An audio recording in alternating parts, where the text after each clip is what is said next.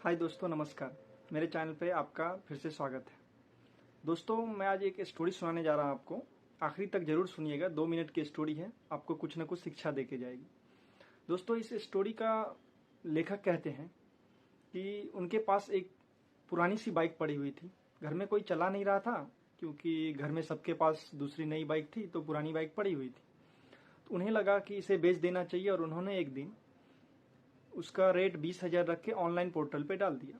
उनके पास डिफरेंट जगह से कॉल आए। किसी ने 15,000 बोला, किसी ने 18,000 बोला, लेकिन 20,000 कोई नहीं बोला था। वो सोच ही रहे थे कि आज शाम तक जिसने 18,000 बोला उसके हाथों बाइक बेच दूंगा। तब तक दोपहर को एक कॉल आता है, और उन्होंने बोला, कॉल पे जो बुजुर्ग थे सामने, उन्होंने कहा कि साहब, आपकी बाइक मुझे और मेरे बच्चे को बहुत पसंद आई। मुझे वो बाइक खरीदनी है। आप प्लीज़ मुझे कुछ दिनों का मोहलत दे दो, मैं 20,000 जमा करके और वो बाइक खरीद लूँगा। और ऐसा कहते हुए उन्होंने फ़ोन रख दिया। लेखक कहते हैं कि शाम होते होते मेरे माइंड में उनका आवाज़ गूंज रहा था। आवाज़ लग रहा था जैसे कि कोई मजबूर इंसान हो, कम पैसे वाले हो, इस टाइप का।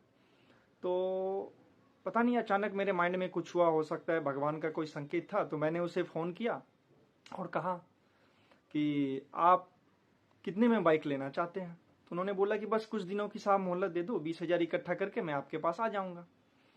तो मैंने कहा, आप एक काम कीजिए, आपके पास कितना पैसा है। उन्होंने बोला 18,000 रुपये है। तो ठीक है, आप कल सुबह अपने बच्चे के साथ आ जाओ और बाइक लेके जाओ। और ये कहते हुए मैंने फ़ोन कट कर दिया। दोस्तों, उनके चेहरे पे आवाज़ से जो खुशियाँ झलक रही थी ना, उसका कोई अंदाज़ा नहीं लगाया जा सकता था। वो शाम को फिर से एक बार फ़ोन किए कि साहब, मैं कल आ रहा हूँ, आप बाइक तो ज़रूर दोगे ना। लेखक ने कहा, हाँ बिल्कुल, आ जाइए। सुबह सुबह वह 18,000 रुपया लेके अपने बच्चे के साथ मेरे घर पे आए, और उन्होंने कहा, ये लो साहब, पैसे गिन लो।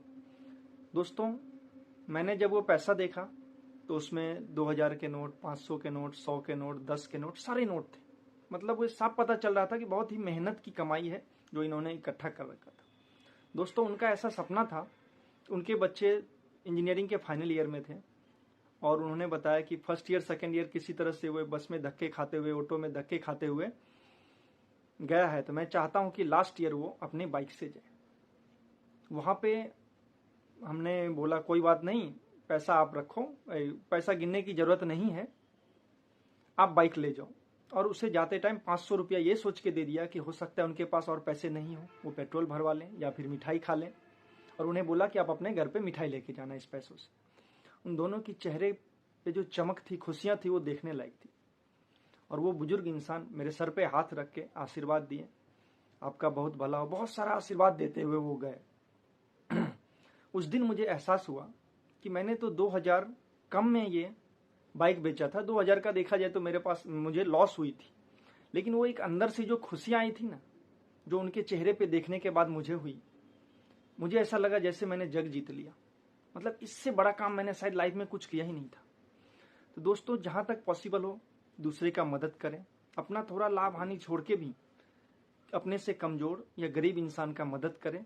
आपको एक अलग सी संतुष्टि होगी।